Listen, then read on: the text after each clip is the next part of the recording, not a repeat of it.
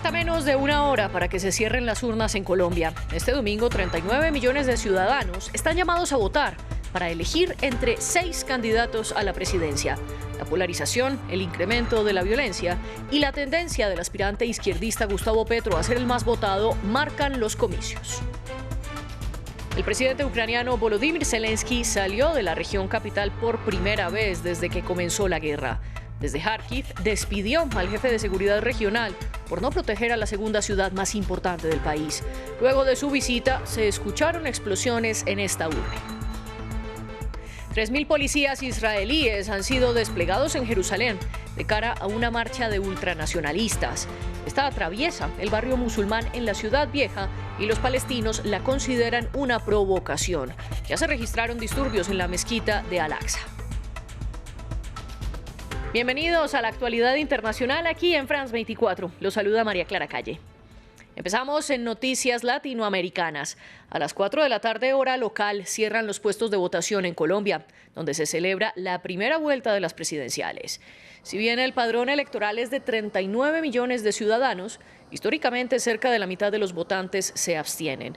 Las encuestas señalan que ninguno de los 6 aspirantes obtendría más del 50% de los votos que se necesita para ganar este domingo, lo que obligaría a una segunda vuelta el 19 de junio.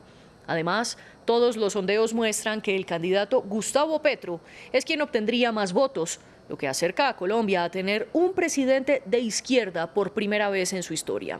Los otros aspirantes son Federico Gutiérrez, de derecha, Sergio Fajardo por el centro, el independiente Rodolfo Hernández, además de Milton Rodríguez y Enrique Gómez. Y en la primera mitad de la jornada de estos comicios en Colombia se registraron 119 reportes de posibles irregularidades y delitos electorales, según lo denunció la Misión de Observación Electoral, una organización independiente colombiana que verifica lo que ocurre en todas las votaciones.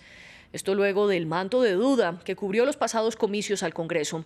Y es que el escrutinio de esa votación del 13 de marzo tardó más de una semana y en algunos casos la diferencia con el preconteo fue tanta que varios congresistas perdieron el escaño que inicialmente habían ganado.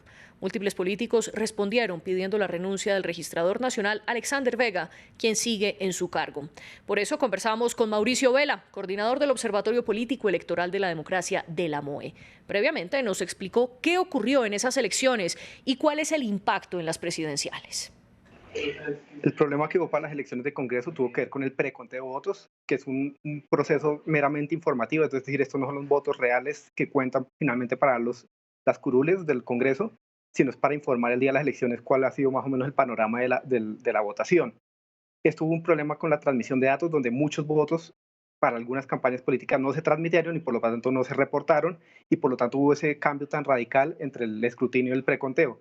Esto claramente generó problemas en la confianza de la registraduría y por lo tanto pues la registraduría estuvo en estos últimos meses haciendo un poco de medidas y mesas técnicas para mejorar todo lo que tiene que ver con el proceso electoral y de esta forma evitar que se repitieran los mismos problemas para estas elecciones. Lamentablemente se perdió mucho la confianza en la registraduría y en el proceso electoral, y esto pues es un agravante bastante preocupante de cara a lo que pueden ser los resultados tanto de primera y segunda vuelta. Acá claramente la registraduría debe proveer las garantías y dar todos los pasos necesarios para que las campañas políticas reconozcan y den legitimidad a este proceso. Por lo tanto, acá se requiere un gran esfuerzo, no solo el día de hoy, sino también las próximas semanas si llega a haber segunda vuelta, de manera que mejore toda esta confianza en el proceso electoral. Las presidenciales en Colombia llegan además con el trasfondo de un incremento de la violencia en los territorios más golpeados por el conflicto y el abandono estatal. Desde la firma del acuerdo de paz entre el Estado y la extinta guerrilla de las FARC en 2016, al menos 1.306 líderes sociales han sido asesinados. Indígenas, campesinos, población afro y desmovilizados de las FARC son el principal blanco de ataque. Solo en 2022 mataron a 79 líderes, además de 21 firmantes del acuerdo de paz. Hasta la fecha, Colombia ha sufrido 44 masacres. Solo en el departamento del Cauca, los grupos armados ilegales han asesinado a 12 líderes en el último año. Esta región es una de las más letales para los defensores.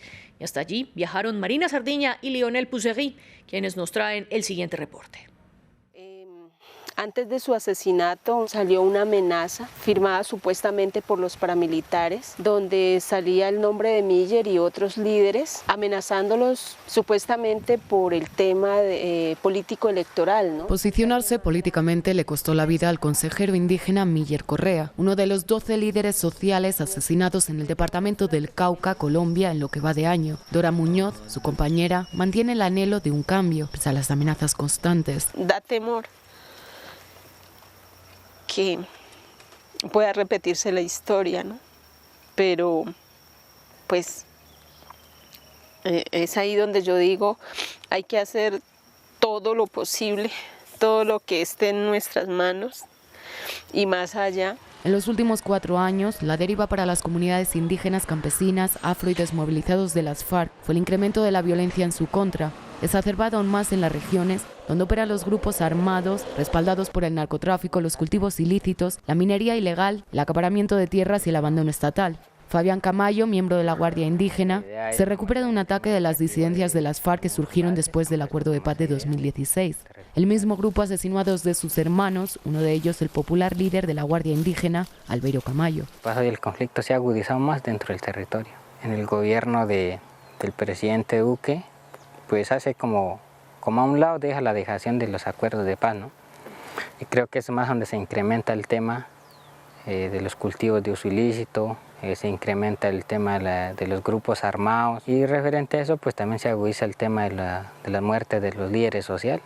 Pese al dolor, su madre, Evelina, mantiene la esperanza de que la paz se refleje en todas las comunidades. Los que votaron, los que no votaron, pero son unos comuneros y entonces son unos como forma de una familia y toca que mirarse a todos.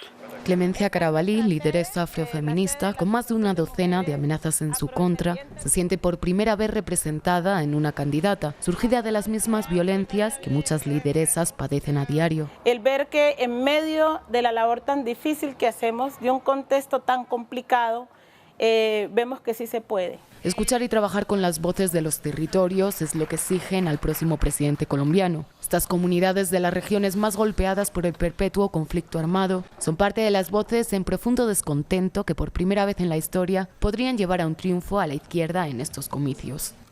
Los invitamos a que se conecten con nosotros hoy a partir de las 5 de la tarde en Bogotá, Ciudad de México, Quito y Lima.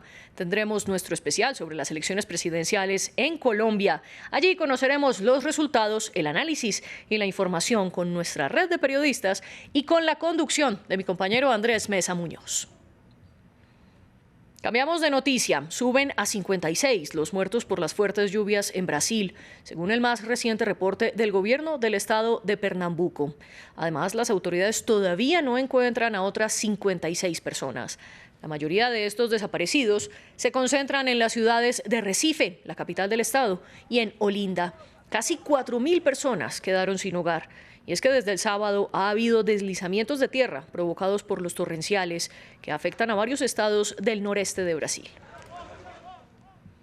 Desde la escuela donde se perpetró el tiroteo más mortífero en casi una década en Estados Unidos, el presidente Joe Biden y su esposa Jill se reunieron con los familiares de las 21 víctimas. La principal queja es que la policía se tardó más de 45 minutos en entrar al aula donde estaba el tirador, a lo que el Departamento de Justicia estadounidense respondió este domingo que investigará la acción de los uniformados. La pareja presidencial también asistió a la vigilia por los muertos en Uvalde. Esta visita se da un día después de que la vicepresidenta Kamala Harris fuera a Buffalo, en Nueva York, para el sepelio de las víctimas de otro tiroteo que ocurrió en un supermercado. Allí volvió a hacer un llamado a los legisladores para que prohíban las armas de asalto. Vamos a Europa. Por primera vez desde que inició la guerra en Ucrania, el presidente de ese país, Volodymyr Zelensky, salió de la región capital y visitó a Kharkiv, la segunda ciudad más importante. Allí despidió al jefe de Servicio de Seguridad Regional por no protegerla en los primeros días del conflicto, cuando los rusos se concentraron en bombardear a Kharkiv y antes de que las tropas de Kiev los replegaran.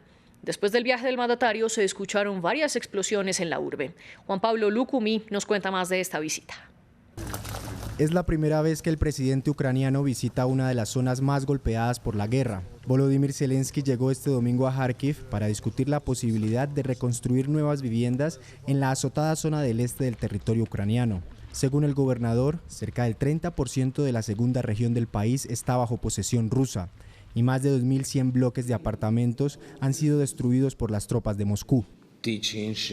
Tenemos que encontrar dinero y líneas de crédito, porque las ciudades, los gobernadores y los alcaldes tienen más posibilidades de encontrar uno u otro programa europeo para la construcción de viviendas, algunos programas estatales y otros locales. Como su primera salida de la capital desde la invasión rusa el 24 de febrero, Zelensky también visitó a las tropas desplegadas en el frente de batalla, las felicitó y les mostró su apoyo. Previamente, el mandatario pidió a Estados Unidos y a sus socios europeos más apoyo en tecnología antiaérea para lograr hacerle frente a la ofensiva rusa que ha enfocado sus esfuerzos en el Donbass.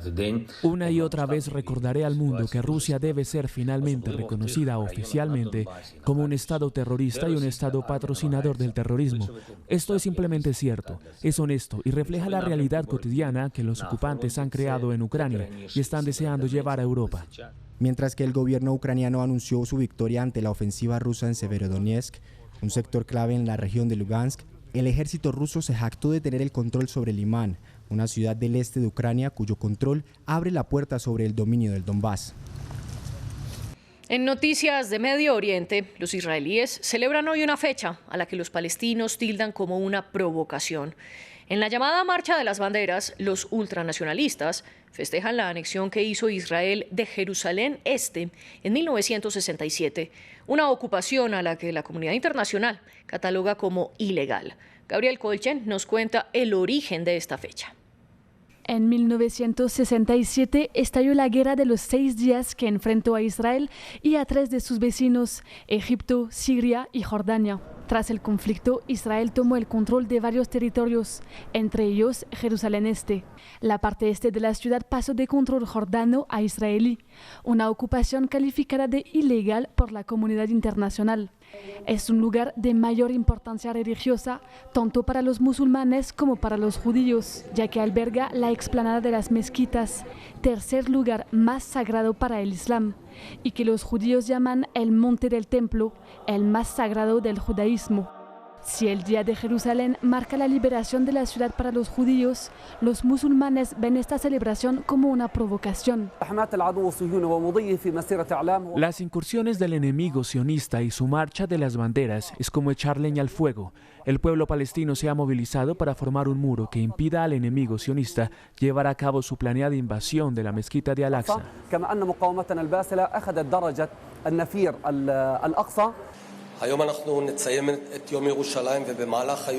Hoy estamos celebrando el Día de Jerusalén. Durante el día habrá muchos eventos, incluida la tradicional Marcha de las Banderas en su ruta habitual. Pido a los participantes que celebren de manera responsable y digna, y desde aquí, en nombre de los ministros del gobierno israelí, envío un gran agradecimiento a la policía y los oficiales de la policía israelíes por asegurar todos los eventos. En 2021, las tensiones entre el ejército israelí y las milicias palestinas en la Franja de Gaza durante la celebración iniciaron la mayor escalada bélica entre las partes desde 1967, que dejaron 243 muertos en el lado palestino y 12 en el lado israelí. También se mueve el mundo de las noticias deportivas. Y es que este domingo terminó el Giro de Italia con una victoria sorpresiva. El australiano Jai Hindley del Bora-Hansgrohe se quedó con la maglia rosa tras la contrarreloj de hoy. Sin embargo, fue el sábado cuando sacó la ventaja sobre el ecuatoriano Richard Carapaz, quien lideraba el Giro con 1 minuto y 25 segundos por encima de sus contendores. Pero Hindley tuvo un poderoso final en esa etapa de montaña, lo que le permitió llegar con confianza a la fase final de hoy, a pesar de que Carapaz fue más rápido en Verona. Hindley se convierte así en el primer australiano en ganar el Giro de Italia. Además, los invitamos a que consulten toda la información de nuestra página web. Veamos lo que tenemos a esta hora en france24.com, donde cubrimos con nuestra cobertura especial las elecciones en Colombia. Allí tendremos análisis de cuáles son los puntos claves de estos comicios presidenciales y además uno de los mayores retos que tiene el próximo presidente de Colombia, consolidar la paz. Hasta aquí las noticias. Los invitamos a que sigan conectados con nuestra programación.